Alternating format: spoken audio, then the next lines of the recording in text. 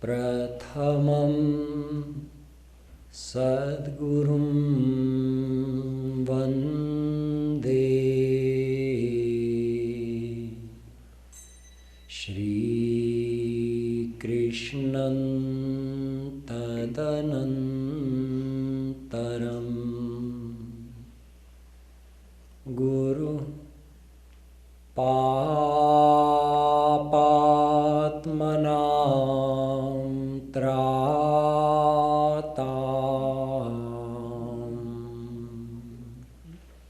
Shri Krishnas Tvamalatmana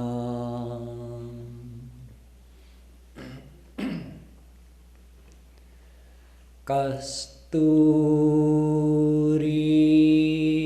Tilakam Lalat Patale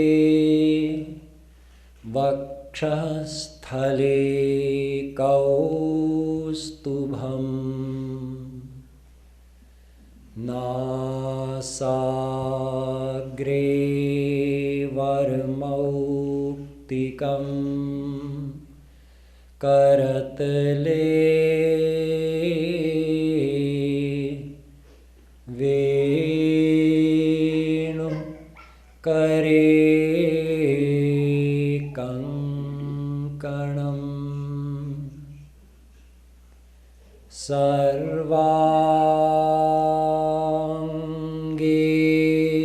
Harichandanam Sulalitam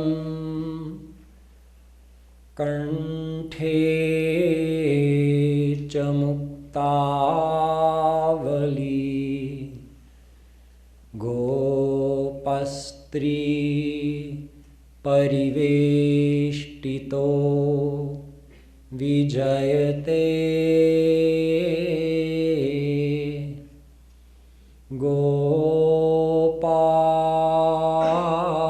Gopal Chudamani Aho Chitram Aho Chitram Vande Tat Prema Bandhanam Yad Baddham Muktidam Muktam Brahma Krida Bhrigi Kritam Yo Brahmanam Vidadhati Purvam Yo Vai Vedanscha Prahinoti Tasmai Tagvam Ha Devamatma Buddhi Prakasham Mumukchurvai Sharanamaham Prapadye. Dear devotees, we'll do a few minutes of chanting, and after that I'll continue with yesterday's topic.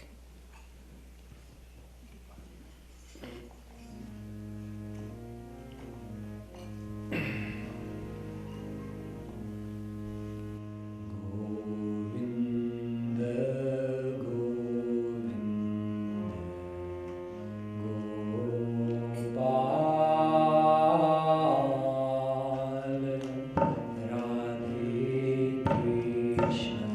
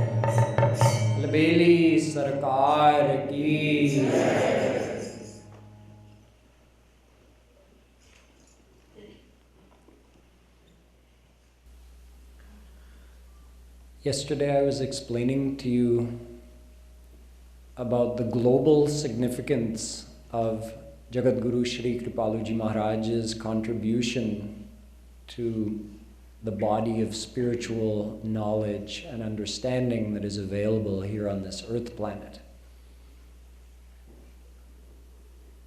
From a larger perspective, what has been the impact and what will be the impact of the teachings of Jagadguru Shree Kripaluji Maharaj that he left behind while he was here on this earth planet. So I began by saying that although there's a perfect system to establish and maintain spiritual knowledge on this earth planet, starting from Shri Krishna himself activating Maya, manifesting this universe, what we call Srishti,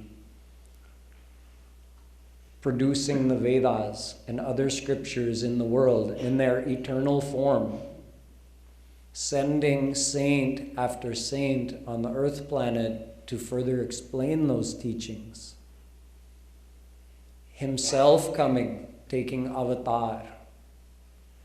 All of this is going on.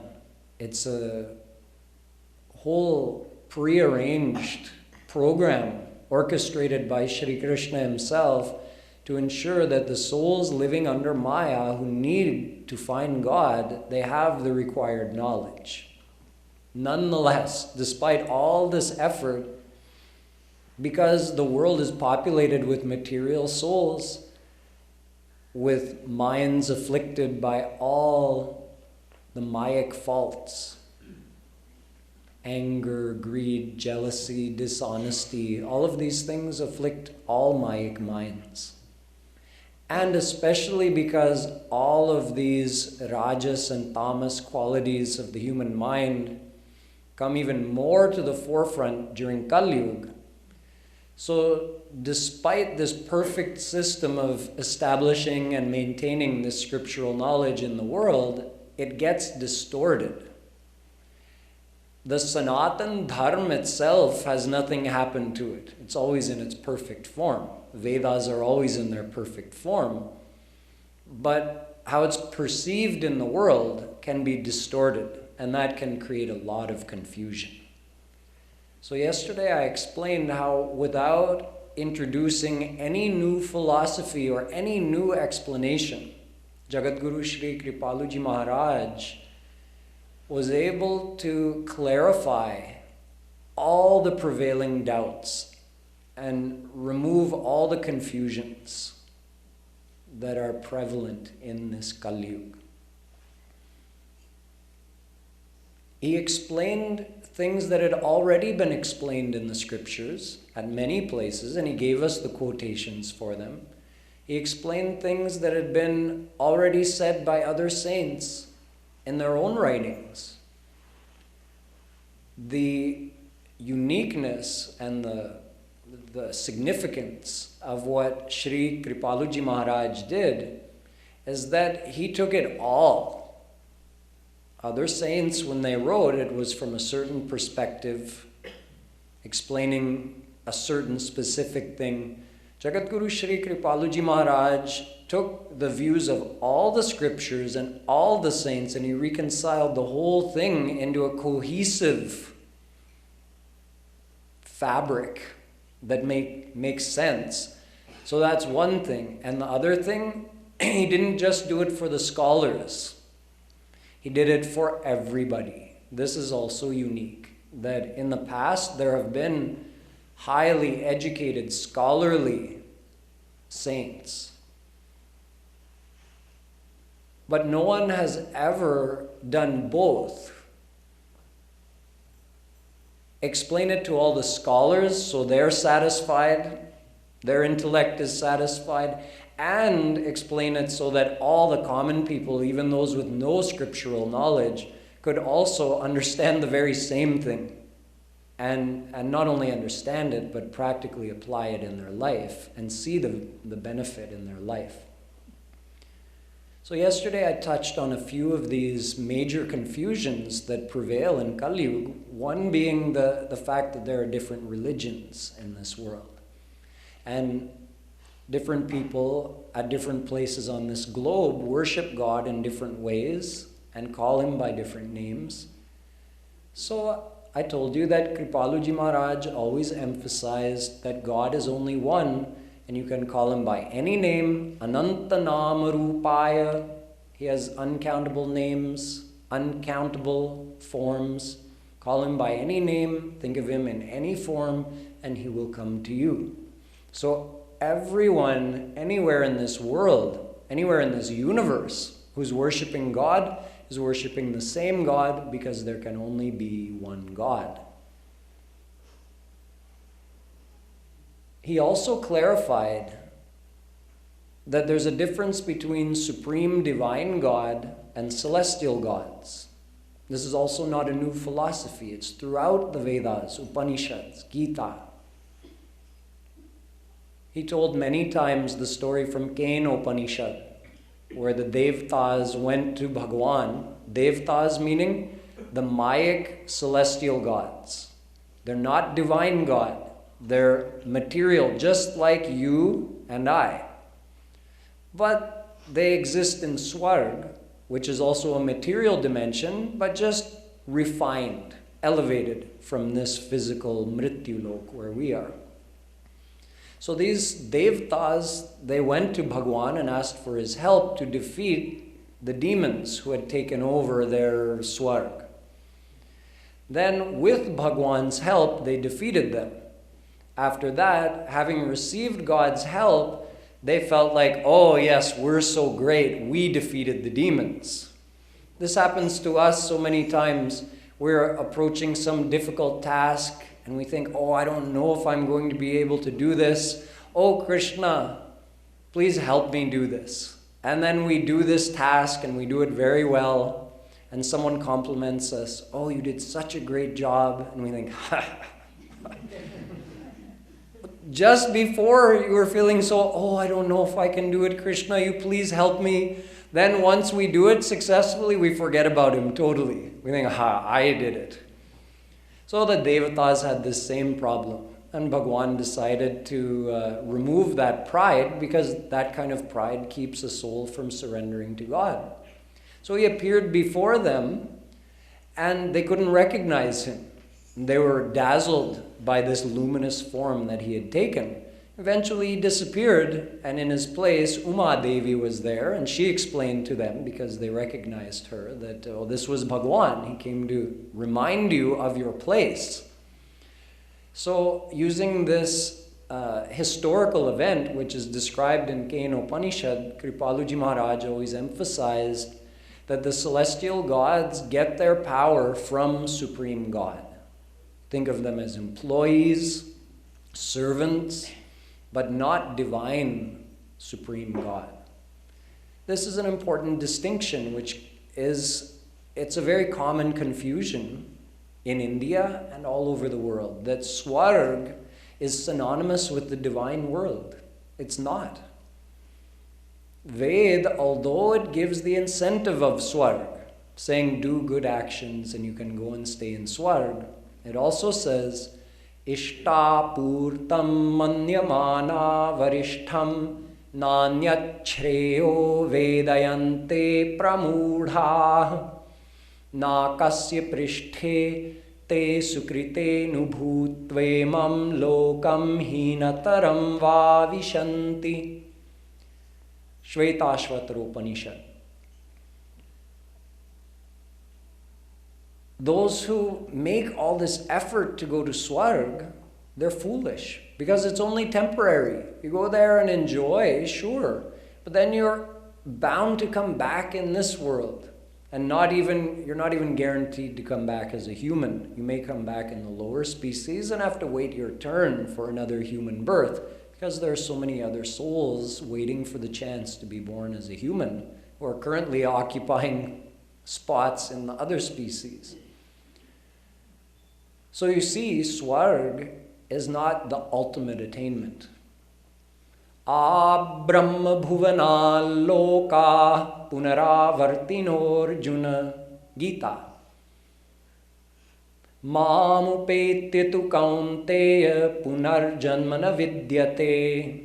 Shri Krishna says, Arjun, even if you go to the topmost abode of Swarg, Brahma's abode, you don't stay there forever. You have to be reborn on this earth planet. But if you come to me, then you never have to be reborn again. So you see, there's a difference between Swarg and the divine world. Krishna says you go to Swarg, you have to come back here. You come to me, you never come back here. So going to Krishna and going to Swarg are two different things. Ye pyanya devata bhakta yajante shraddhayan vita te pimameva kaunteya yajantya vidhi purvakam. Gita. Hey Arjun, although those who worship the celestial gods indirectly are worshipping me, because I'm the one employing those celestial gods and giving them the power to do their work, yet still the one who worships those celestial gods does so out of ignorance, because they could have just worshipped me directly. So worshipping devatas is different. If you worship devatas, you go to Swarg, that's only a temporary thing. Swargahu swalpa anta dukkhadai. Ramayana.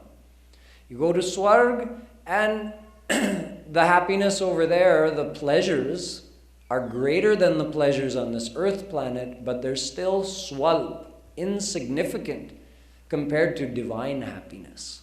And anta dukkhadai, in the end, it ends in sadness because you have to leave that enjoyment and come back here on this earth planet. It's a straightforward philosophy, but again, as I asked you yesterday, how many people in the world knew this or know it today unless they've heard the speeches of Jagadguru Shree Kripaluji Maharaj? Almost nobody.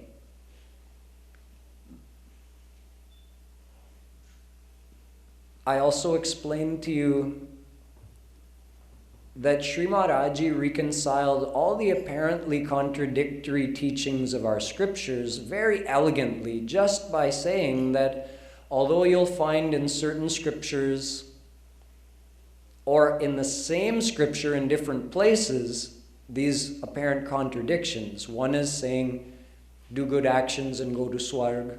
Another is saying no, you have to go beyond that, attain God. One is saying follow the path of Gyan. One is saying follow the path of Karma. One is saying do tapasya. One is saying do bhakti.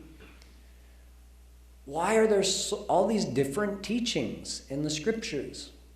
So I explained to you that Jagadguru Shree Kripaluji Maharaj says that since every individual is made up of two parts, the eternal soul and the temporary body, so there are two kinds of teachings in our scriptures. There are those teachings that relate only towards maintaining a nice harmonious existence here on this earth planet. And there are those teachings that relate to finding God. So one relates to the physical body, one relates to the soul. One is called aparadharma, the do's and don'ts for being a good person in the world. One is called paradharma.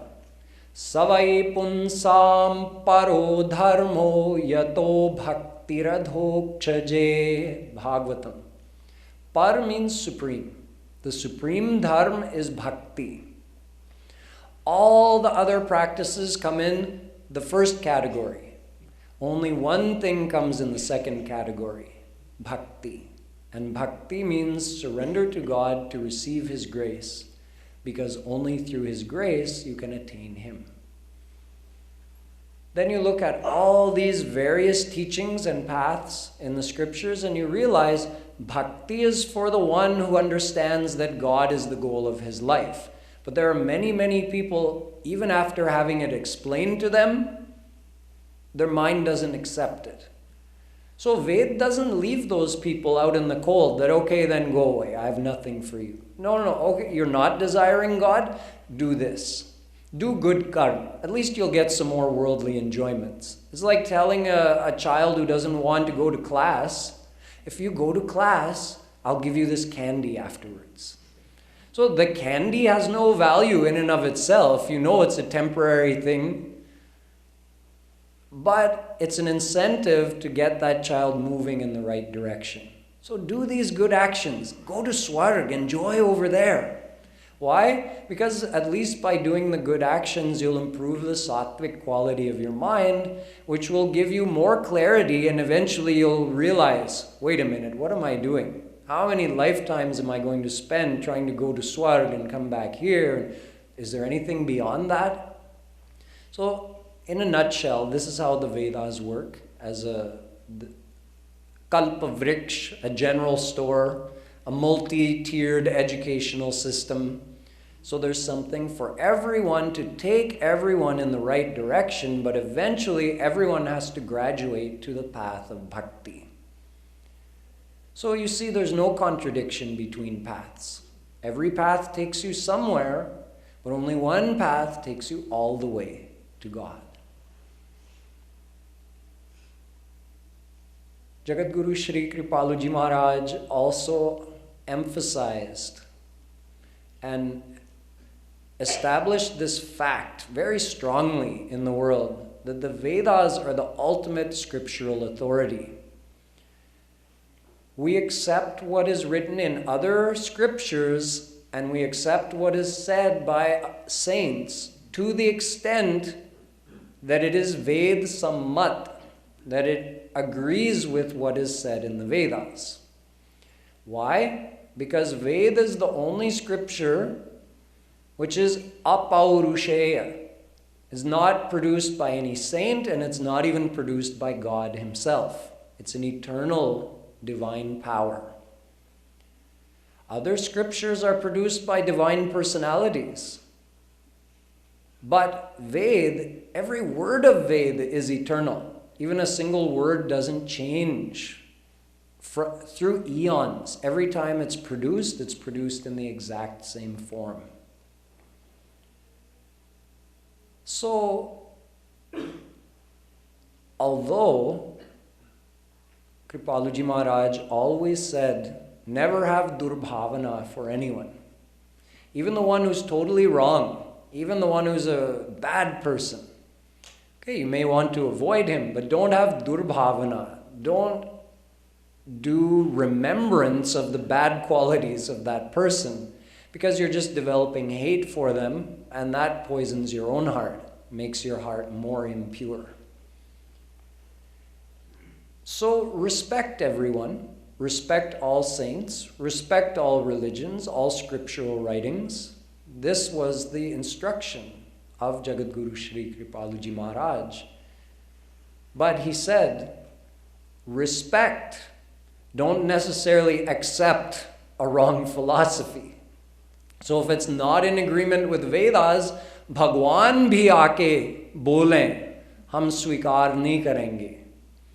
Even if God himself comes on the earth planet and says something which doesn't coordinate with the Vedas, we'll do namaskar to him, but we'll do tiraskar to his philosophy. In other words, we won't accept his philosophy, we'll refute his philosophy. This is a way of explaining that the Vedas are the ultimate authority. So although we respect all teachers, all gurus, all religions, all scriptural writings, but the basis for our faith is faith in the Vedas. What Vedas say about God is the basis for us believing in God. And everything grows out of that. Later, as we practice according to the teachings and we progress on the path of bhakti, we get our own experience and we understand on a much deeper level who God is. And we start to actually get the true knowledge of Vedas dawns in our mind the more experience we get.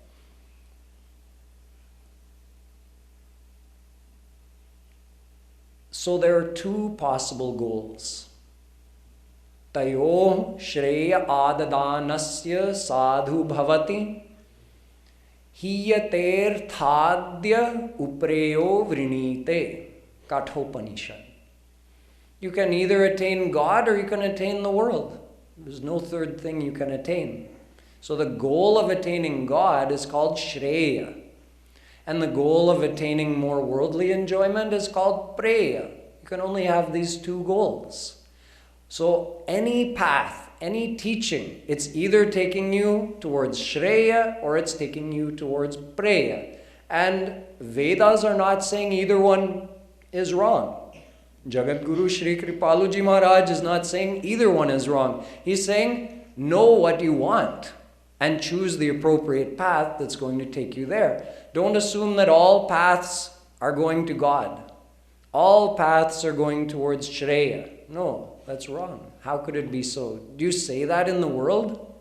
If you're in middle of Manhattan and you're trying to find some landmark, it's too much traffic, so you're not driving. It's a nice day, you decide to walk. So you look at all the roads going in different directions, and you say, okay, I'm trying to get to the Empire State Building, but it doesn't matter what path I follow. I'll just walk. All paths will end up at the Empire State Building. If you said that if you asked someone for directions and they said, oh, it doesn't matter what way you walk, eventually you'll get there. You'd say, "Ye pagal hai kya?" So why do we say such crazy things when it comes to the spiritual path? That, oh, it's okay, all paths lead to God. It doesn't make any more sense on the spiritual side than it does on the physical side. So we have to be realistic. And with this knowledge, which was made clear by Shree Kripaluji Maharaj, anyone can know that is this path leading to humble surrender to God, to receive His grace. Okay, this is the path of bhakti. It's shreya. Anything else is preya. Very simple. If you don't want that and you want something preya in this world, fine. We have no problem. You can go ahead and follow that. One other big clarification that he made is that even within the field of Shreya, you have different possibilities of what to attain. See, the path is one, bhakti, to reach God. The goals are many in the divine field. People normally say the opposite. Paths are many, goal is one. No, it's the exact opposite. The path is one to get to God, bhakti. But the goals are many. For example, you could get mukti. Normally when people think of attaining something divine, they talk of mukti. It's the most famous thing. But it's also the least desirable of all the divine attainments. Mukti means chutti. Sounds good. Chutti means release, vacation, a permanent vacation. Never be born in this world again. Never suffer again. But it also means never experience anything again, suffering or happiness. And even though in the state of mukti, the soul merges into God, in that state you don't experience God because you don't have a mind anymore. Your mind was material. You had to leave it behind. Body and senses too. Just your divine self, the soul, merges into God. So what can you experience without senses, body, and mind? Nothing, not even God. So this is not a truly desirable state. In fact, saints who have attained the states beyond that, like Rup Goswami, he says, Bhukti mukti sprihayavat pishachi hridi vartate bhaktir samrit sindhu. The desire for mukti is like a demoness because she can steal away the chance to experience God forever. If you stay within the field of preya, which in this verse is referred to with the name bhukti. Bhukti means worldly enjoyments. Okay, you're away from God, you're not experiencing God, but at least you still have the chance to experience God. Once you get mukti, it's forever. Nasa punaravartate. You'll never be reborn in this world. You'll remain in that state of perfect divine peace with no experience forever.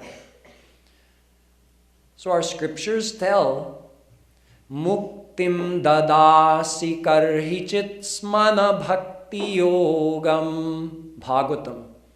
Veda Vyasji says a little bit like Vyang say, he's teasing Krishna a little bit, that, oh Krishna, you give mukti so easily.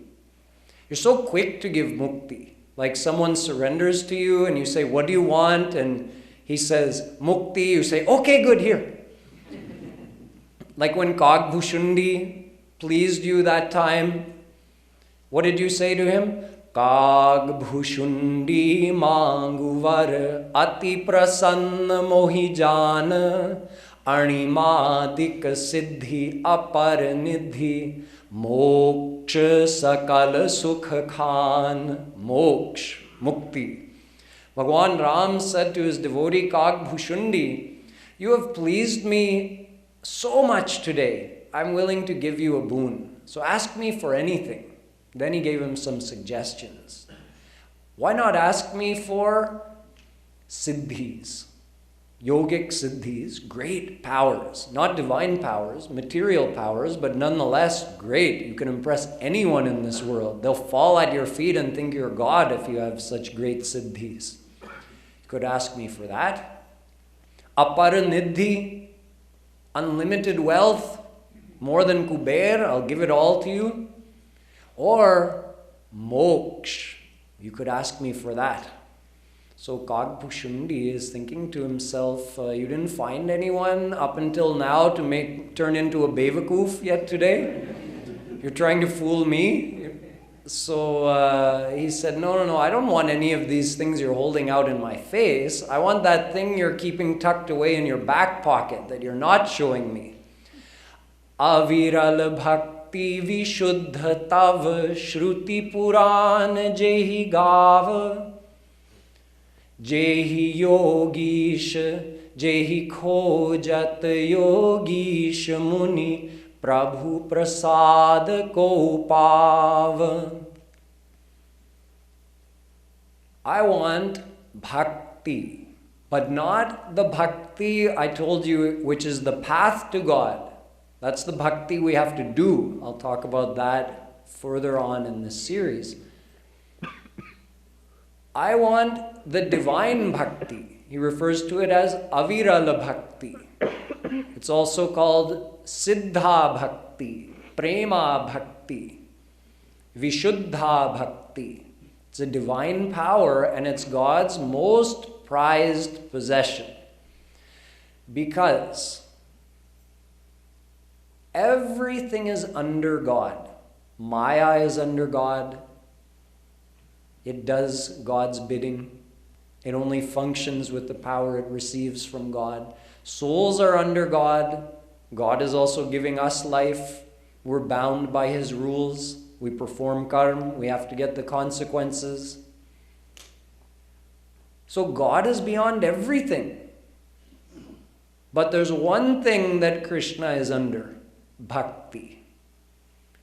Bhakti is the divine power that makes Krishna forget he's God.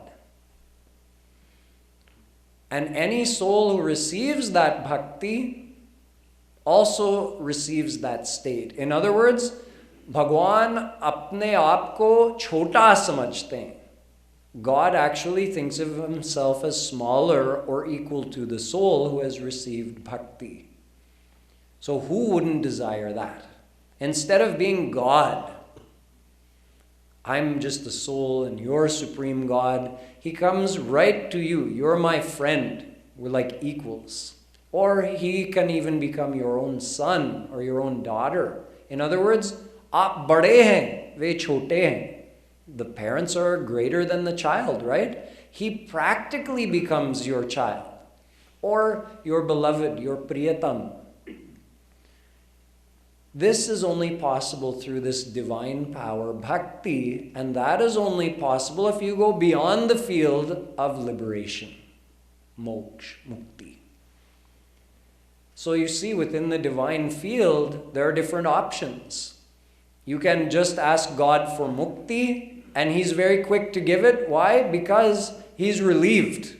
If this soul had asked me for bhakti, tab meri durdasha ho sakti hai. Just like you were hearing from Kripaluji Maharaj's video speech today, Mother Yashoda ties up Krishna and threatens him with a little stick.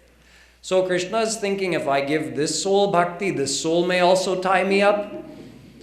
I'm so relieved they asked for mukti.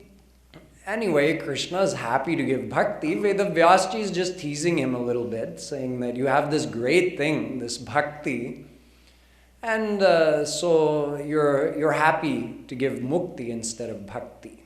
So there's different divine goals.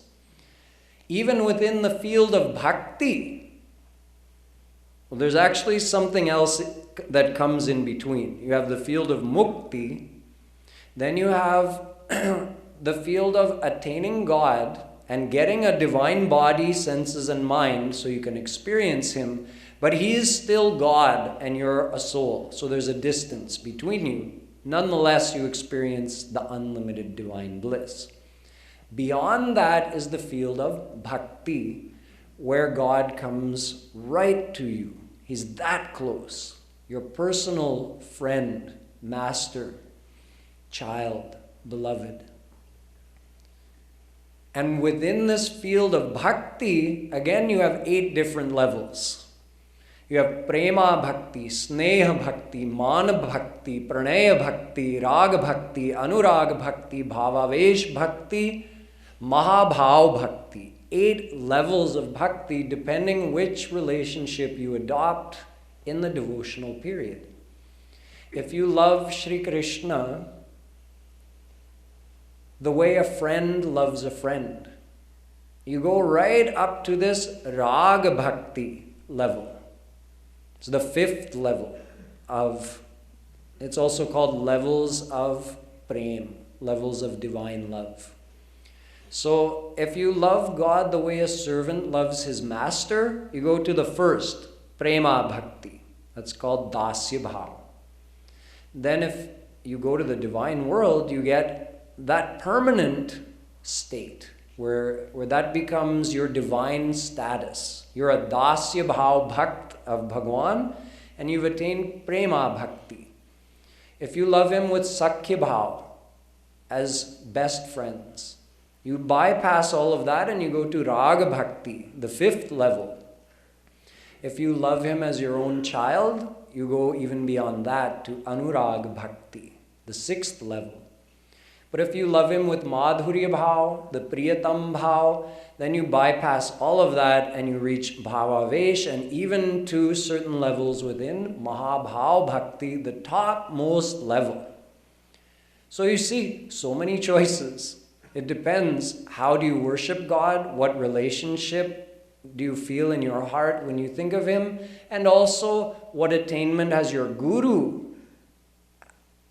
Does your guru represent on the earth planet? What attainment has your guru reached? That also factors in. So you have to consider all of this. Just saying, I want God, that's only the beginning. In what way do you want God? Do you want to attain Nirakar Brahm, formless God, and get mukti? Do you want to attain Paramatma, Almighty God, and just have a distant relationship with him? Or do you want to attain Bhagwan, the loving form of God, Ram, Krishna, Radha, and have a personal relationship with them where you get to actually take part in their leelas? So these are higher and higher states. Although all divine states have unlimited bliss, but there's a further something extra enriching these higher and higher states. Like you have a perfume, and you get gallons of that perfume and you concentrate all of those thousands of gallons down into 1 ounce. It's the same substance, but it's been further concentrated. So now instead of needing a cup of that perfume to perfume a room this size, 1 drop is enough to perfume the whole room. Something like that, these higher and higher divine states, they're all similar in nature, substantially, but they're further concentrated and enriched as we move up, right up to the topmost goal of Mahabhav Bhakti. All of this has already been explained in our scriptures and by our historical Rasik Mahapurush. It was made known in a very clear way to all the people of the world by Jagadguru Shree Kripaluji Maharaj. With all of this understanding and all of this confusion cleared up, we can now very easily understand that when we look at the different sampradaya established by different saints, well, they all had different teachings, they all worshiped different forms of God, and they all taught different styles of devotion. So nowadays people, again, look at it in confusion, that even within the path of bhakti, there's so many choices, so many different saints, so many ways of devotion. How do you know what's correct? Shree Kripaluji Maharaj made it so easy to understand that each one of those saints was correct. Then why the differences? 3 main differences we can very quickly reconcile. Number 1, the philosophical teachings. Why are they different? Because they're describing a divine thing, a divine situation, God, the relationship of souls with God and Maya with God, in a material language, for one thing. And for another thing, it's like this mandir. If one person is standing outside those doors and he writes in his book a description of this mandir, and another person is standing outside those doors and he's writing a description of this mandir, the description is going to be different. Both are going to be correct. Now, the analogy of blind men or blindfolded men groping in the dark at an elephant and describing it, that's not a good analogy for this, because these saints are not blind. They're all-knowing, God-realized saints. So they're not just feeling an elephant's leg and saying, no, the elephant is like a tree trunk, and the other one is saying, grabbing his tail, saying, no, it's like a snake. They're not ignorant. These saints, they're just standing and from a different perspective, knowingly describing about God and souls and Maya. So one may be standing on that side, one may be standing on that side, and then you compare their writings and you say, why doesn't this saint agree with this saint? They're both saints. They're just describing a huge topic from a slightly different perspective. That's all. There's no jhagada. There's no argument between them. So the philosophical teachings can be easily understood in that way. It's still not possible for a material mind to reconcile those teachings. It's enough for us to know that there are differences because they're describing from different perspectives. Leave the reconciling up to the Jagadguru Shree Kripaluji Maharajas. We can just take the benefit of such knowledge being made available. So that's number 1, the philosophical differences. Number 2, people look and say, this saint taught devotion to that form of God, this saint worshipped Durga, this one worshipped Hanumanji, this one worshipped Shiva, this one worshipped Krishna, this one worshipped Radha Krishna. This one taught devotion to Krishna and said, think of him as your child. This one taught devotion to Krishna and said, think of him as your beloved.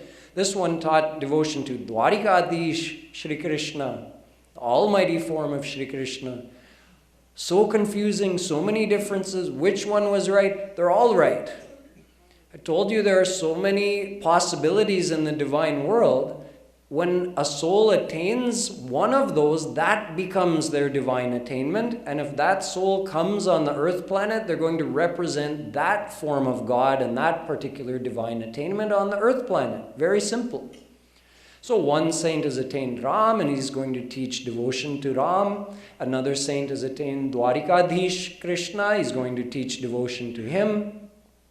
Another saint adopted Vatsalya Bhav, worshipped Krishna as his own son, so he attained Krishna in that way. He's going to explain to the souls about that. The one who attained Shri Krishna with Madhurya Bhav, a divine gopi, can also descend in this world and teach the souls about Gopi Bhav. So there's no disagreement. It all makes sense, and it's up to us as souls to say, okay, I have all of these options. I should find the saint that's teaching devotion to the form of God I want to attain. That's it. All the forms are one, yes, but there's going to be a difference in the experience. If you ask me for water and it's 0 degrees outside, you're thirsty, you want water, and I bring you a block of ice, you look at me like, what's the matter with you? And I say, what's the matter with you? It's H2O. Isn't that what you ask for? It's all the same. Say, no, but there's a practical difference in the outer attributes when it's in a solid state compared to when it's in a liquid state. Chemically, it's the same substance, fine, but the outer characteristics are different. Same thing with God and different forms of God. Internally, he's exactly the same, but externally, he's giving a different experience as Vishnu than he is as Radha Krishna. That's why Vishnu tells Lakshmi, when I have my eyes closed, I'm thinking of Ras Leela of Vrindavan, thinking of Radha and Krishna. It's told in Sam Rahasya Upanishad. There's some quotations on the panels up there. So, the saints are all in agreement. They're just representing different forms of God and different divine attainments. As pertains to the form of devotion they taught, whereas they all taught devotion, bhakti, each one of them, they all taught surrender to God to receive His grace. Without exception, all the true saints did. But the form of devotion that they taught, meaning what should you do, that differed. One said, do seva to Krishna, keep a murti of Shri Krishna in your house, and treat him like he's your own son, and serve him, wake him up in the morning, bathe him, dress him, send him out to graze the cows. Oh, first you have to feed him breakfast, send some lunch with him, then let him have an afternoon nap when he comes back, again give him a bath, dress him, do his shringar, give him his dinner, then put him to sleep at night after his bedtime snack. So you keep serving him all day long. One saint may say, this is the form of devotion, do that. Another saint may say, just chant his name all the time. That's the form of devotion he's teaching. Another saint may say, chant his name and do jap. Count the number of times on the jap beads. Another saint may say, read about his leelas in the Bhagavatam or the Ramayana. In other words, you're doing pat. So, seems like a contradiction, right? Again, no contradiction. What is the reason they're telling all of these practices? To engage a person's mind in thinking of Krishna or whatever form of God they're worshipping.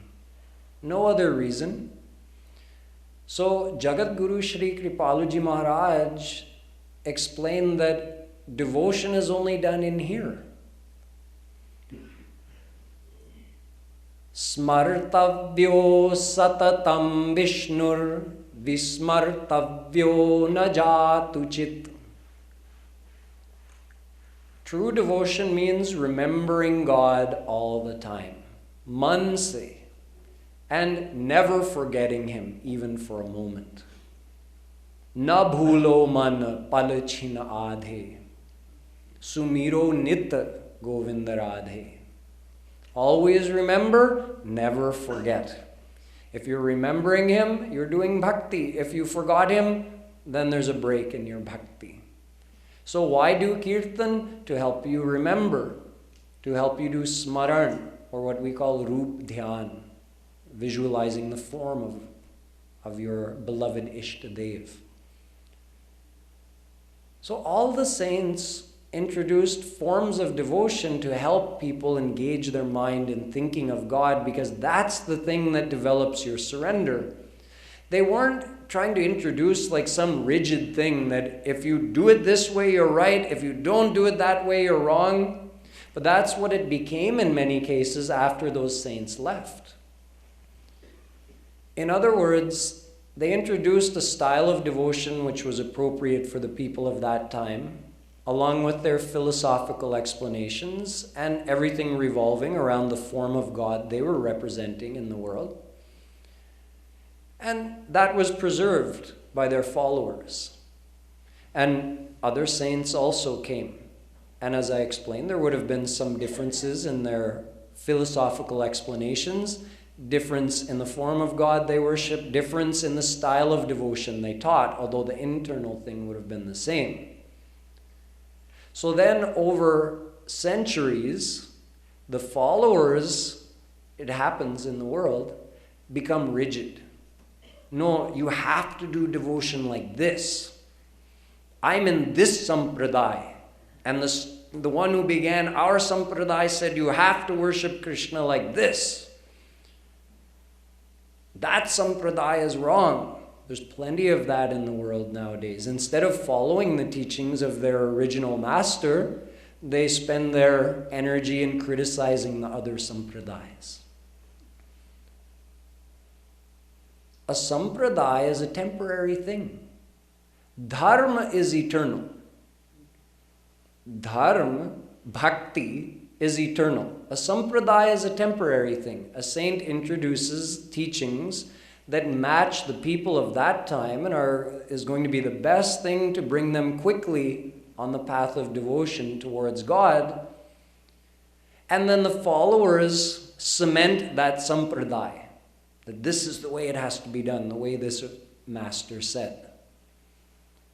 But there are so many masters living in so many different areas at so many different times, so of course there's going to be variations in their teaching. And if they're all cemented like that and all the followers are rigidly proclaiming that this is the way, so you have these temporary things that are being followed rigidly, when really what we need to do is return to the originality, which is bhakti, surrender of your mind to God. Whether you do it by doing jap or kirtan or pat or puja, makes no difference. Yena kena prakarena manah krishne niveshayet. Rupa Goswami said, any way you can attach your mind to Krishna is correct. That's it. Kripaluji Maharaj told a story of when he was young, when he was 16, and he went into the jungles. He met this great devotee, an elderly devotee, who was sitting doing devotion to Krishna with a broken comb and a broken piece of mirror. Is that described anywhere in any scripture? That, okay, here's a form of bhakti. You have to do bhakti holding a broken piece of comb and a broken piece of mirror. It's not described anywhere. But you know what that bhakt was doing? He was longing for Krishna to come to him. He's sitting outside of his hut in the jungle, watching the path that Krishna could approach from. And in his mind, he's thinking of himself as a gopi. And he's trying to comb his hair and fix his beard so that he looks presentable when Krishna comes. So that's his faith. He's not playing make-believe. In his heart, he's so far in his devotion, he believes Krishna could come any moment, and I have to look my best when he comes. But in that meditation he's doing, which is not a meditation anymore, it's a reality for him, he loses consciousness in that excitement that Krishna may come. So he's never actually getting the tangles out of his hair or out of his beard. He falls unconscious. The comb goes over here. The mirror goes over there. He again regains consciousness, picks it up and tries. Kripaluji Maharaj is seeing this whole thing, and he explained to us that, you see, he's doing bhakti like that. Anything wrong with that? Nothing wrong with that. However you can attach your mind to Krishna works. So you see again how Kripaluji Maharaj takes these simple concepts. Simple doesn't mean not high. They're the highest concepts, but also simple, elegantly simple. And just uses them to clear up all the confusion and all the arguments. So there's nothing left to worry about. What? Do bhakti. Engage your mind in thinking of Radha Krishna or whoever your Ishtadev is, and do it in whatever way works for you. If you're remembering them, you're correct. If you forgot them, there's something wrong. That's it. Now you understand the path of bhakti. So in this way, there's no disagreement between the sampradayas, but we have to remember that a sampradaya is a temporary thing. It started at a particular time. It will also end. Sampradayas pop up and they also disappear. But bhakti, dharma, that's eternal.